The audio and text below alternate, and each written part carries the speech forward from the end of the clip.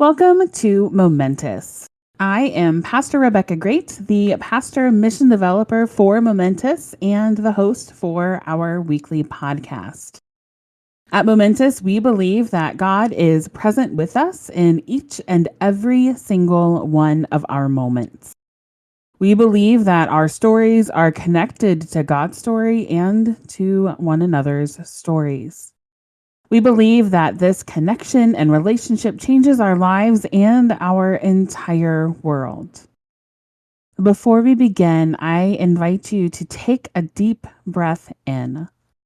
Hold it while you count to 3, and then slowly release that breath. This week, we are focusing in on the 4th verse of the hymn, O Come, Emmanuel. So here are the lyrics for this particular verse. O come, O branch of Jesse, free your own from Satan's tyranny. From depths of hell, your people save, and give them victory o'er the grave. So who in the world is Jesse? And why is there a branch coming out of him?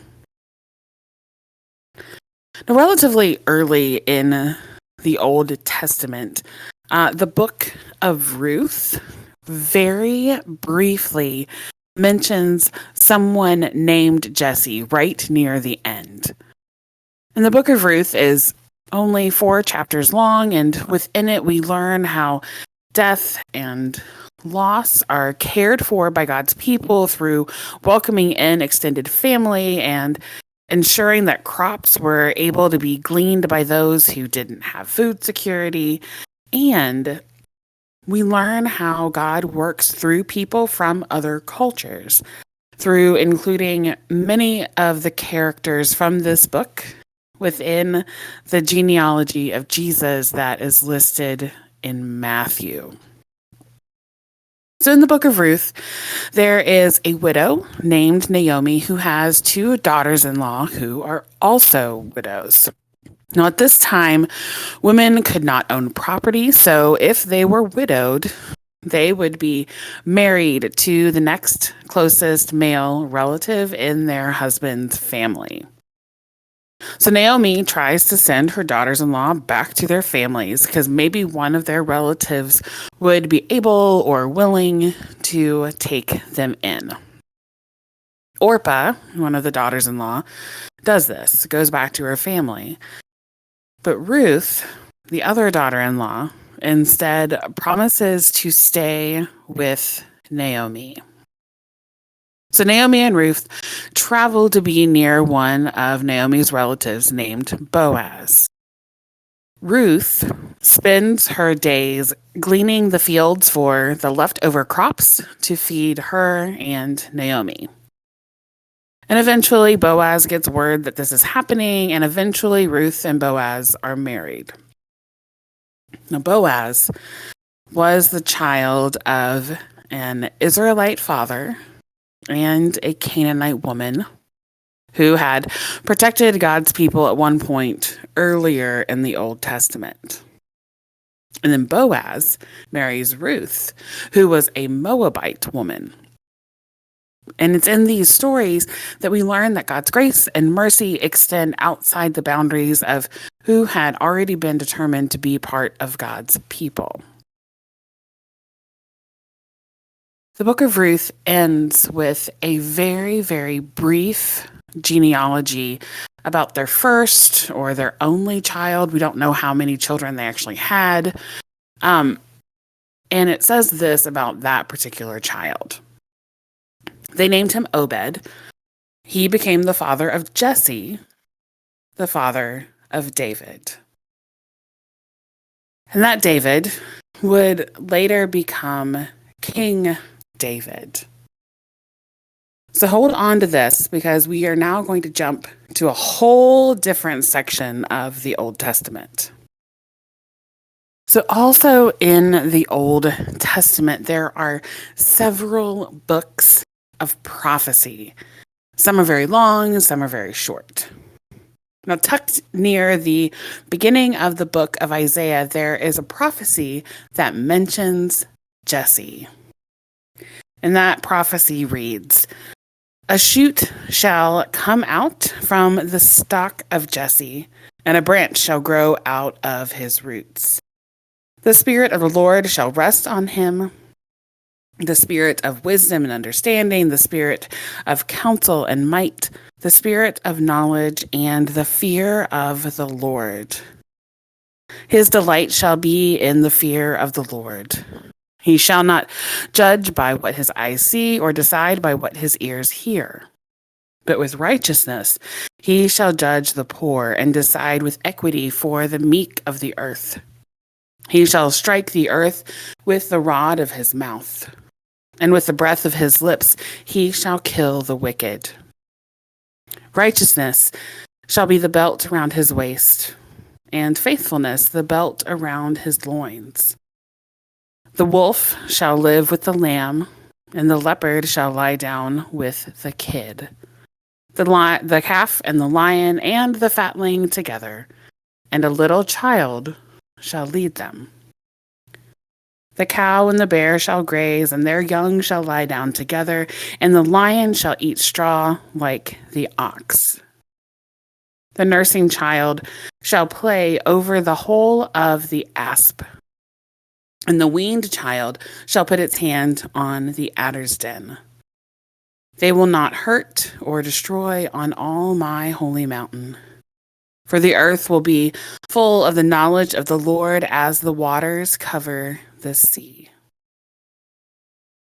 Now, this passage is from the 11th chapter of Isaiah, which is in the portion of Isaiah that was written about a time when God's people were in exile, unable to live in the land that they had called home. Prior to the exile, God's people would gather for worship in the temple because God had promised that God's presence would reside in that sanctuary within that temple on that particular mountain in Jerusalem.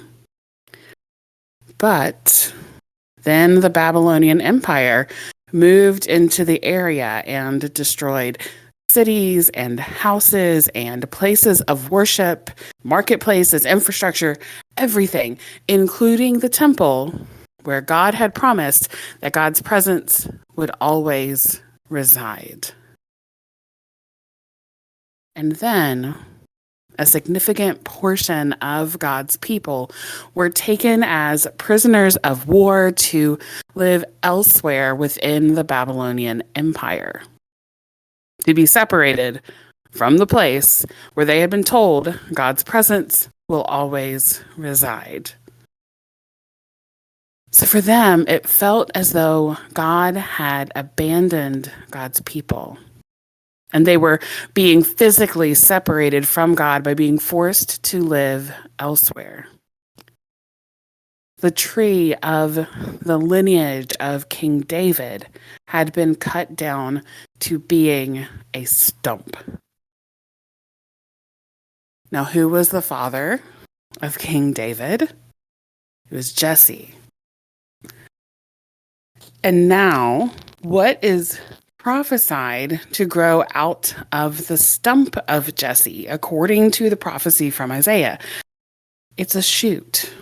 The stump is not dead. It is alive. God had not forsaken God's people entirely. Life will regrow. Now, you may be wondering, Pastor Rebecca, the verse from the hymn talks about a branch of Jesse, not a shoot coming out of a stump. Now, I mentioned this earlier, but at the beginning of the Gospel according to Matthew, there's a really long genealogy that connects generations between Abraham and Jesus.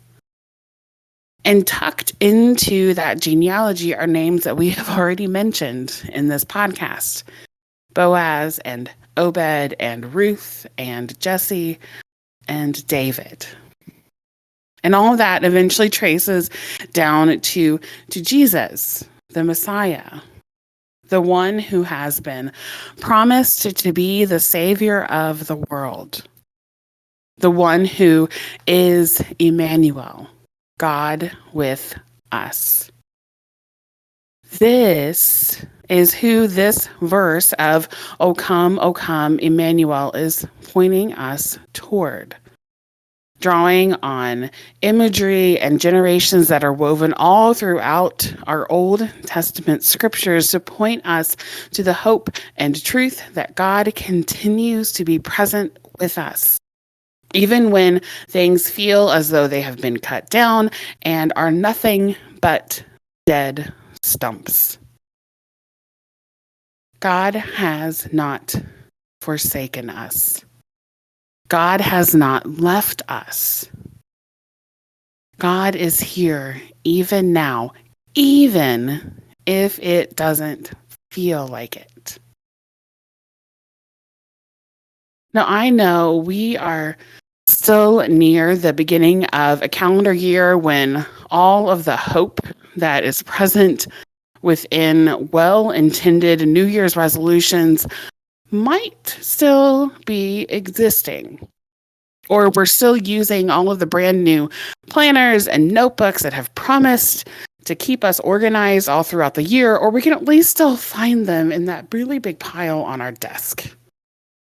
Or we're still looking ahead toward the remainder of this year and anticipating everything that's still possible. That grief that is still present, that loomed just a little closer during the Christmas holiday and all of the New Year's celebrations. That grief. I know it's not gone. It may not be as near to the forefront, but it didn't go away just because the calendar changed from December to January. Now, some of our hearts may feel like they are stumps. And some of our hearts may feel as though they have gone through a really heavy rejuvenation pruning. And some of our hearts may just be kind of lightly pruned here and there. But I wonder where, even in the midst of it, you can notice the hope and the hope of new life and God's presence being alongside it. Where have you noticed God still being present with you even when it was hard? Now, that might mean spending more time with friends, or when you got an unexpected gift that meant you could buy all of the groceries, including some produce this week. Or you found the courage to leave an abusive relationship or work environment, or you asked for help from a professional so that your mental health is cared for. Because God is very present with us through the communities that surround and support us. But God is also present with others through us. Where are the places in your friends or your family's lives where you can show up in a way that can help them? What about your community? What about the world? It is a delicate balance between receiving and giving care. Allowing ourselves to be part of God's continued presence and action in our world. But this is what it means to share life as part of creation together. This is what it means to live out our faith. And this is what it means to embody the good news that God dwells near us as Emmanuel, even now. Next week, we are going to be focusing on verse 5 of the hymn and how God is beyond us. So I'm going to read the text of that verse so you can ponder those words over this next week. O come, O Key of David, come, and open wide our heavenly home. Make safe the way that leads on high, and close the path to misery.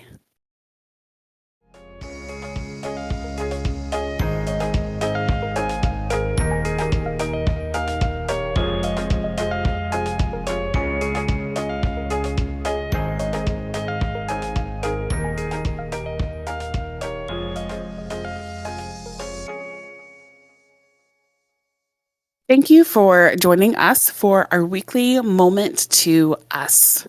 We are looking forward to growing with each of you and are so grateful you are a part of the Momentous community. I want to say thank you to our mission partners, the Southern Ohio Synod and the Evangelical Lutheran Church in America. Their financial contributions and their prayers have been instrumental in making sure the Momentous community continues to grow. This week, I also want to thank Christ Lutheran Church in Heath, Ohio, for inviting me to preach on Sunday, January 7th. They were very excited to learn more about our ministry, so excited that we had the highest number of downloads and listens to our podcast that day and the couple of days right after. So if you'd like to check out that worship service, you can find it on their YouTube channel, which I have linked in the transcript for this episode on our website. Inviting me to supply preach, or to lead an education event, or to just be present with you for worship and available to answer questions afterwards are additional ways that congregations and ministries can partner with Momentous. This morning, the day that this podcast episode drops is Sunday, January 14th, 2024. And we are meeting at 10 a.m. for Brewed Theology at Java Central in Uptown Westerville. This gathering has absolutely no set agenda, so we'll gather to talk about whatever is weighing on us, kind of generally talking about something related to the Bible or religion or faith or current events or how all of those things are intertwined together. You don't have to show up with any sense of an answer to any of the questions that are weighing on you, because we'll work toward our answers together by sharing our expertise and our faith and our life experiences, knowing that God is present through all of those things. So we'll plan to meet for about an hour, maybe an hour and a half, kind of depending on what everyone's schedules are and how the conversation is going. And if you can't join us right at 10 o'clock, but you can get there by 10:30, show up anyways. We will make room for you at the table.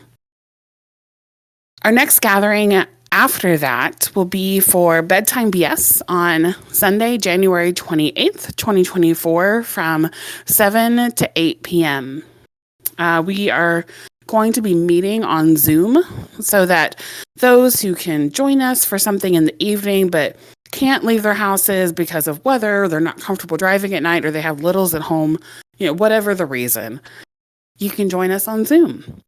So for this Bible study, we are going to be starting at the very beginning of the Gospel according to Mark, because this is the gospel that a lot of congregations are focusing on for this entire year. So we're going to join them in studying and learning a little bit more about what is in that gospel. So for that gathering, we will meet for an hour-ish before we all head to whatever else our Sunday evenings require of us before a Monday morning arrives. So if you're planning to attend, or you're just kind of thinking about attending, particularly for Bedtime BS, there is a link to an RSVP in the transcript for this episode on our website, and it's been shared on our social medias a couple of times, and it will be shared a few more times. so that we can know to watch for you and expect you, and particularly so we can send you the Zoom link for bedtime BS. Now, anyone is able to attend these gatherings no matter how often or how recently you have attended a Christian church. You do not need to have the basics of the Christian faith understood and comprehended before you show up so we can learn and grow in our faith together. If you would like to support the ministry of Momentous, attending our in-person events and inviting someone to join you is one way to do that. You can also engage with us online on any of our social media platforms. And if you are able to give financially, you can visit our website and find out more information about how to donate electronically or how to mail physical checks to our Synod's secure P.O. box. Each one-time or recurring gift combines together to ensure that the Momentous community continues to grow. Until our next podcast, remember to breathe deeply and that God is present with you every single moment.